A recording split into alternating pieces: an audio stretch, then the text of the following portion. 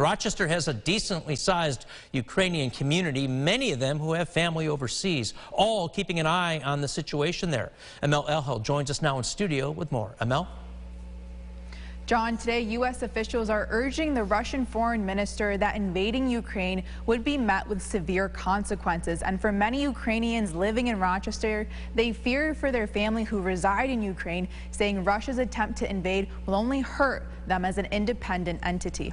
Darka Harishku has family in Ukraine and tells me she feels all Ukrainians outside the country fear for their home, as any person currently living in Ukraine would. Ukraine became its own entity when the Soviet Union fell in 1991 and just celebrated 30 years of independence this past August. Harishku says while these issues are not always publicized to us in the West,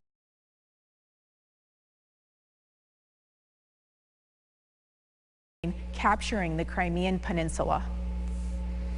When Putin first went into the eastern border and took Ukraine, over 14,000 lives have been lost. 14,000 Ukrainian lives have been lost since 2014. Russia does not look at Ukraine as being a real and separate and sovereign and independent country. They look as though they're some kind of big brother to Ukraine. Well, I'm sorry, but we don't send tanks and armies and invade people who are our family.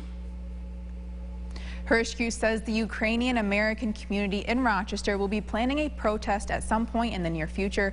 Tonight on News 8 at 5, we will be hearing from a local man who is helping lead the effort to get U.S. representatives on board with their mission to keep Ukraine an independent country. John?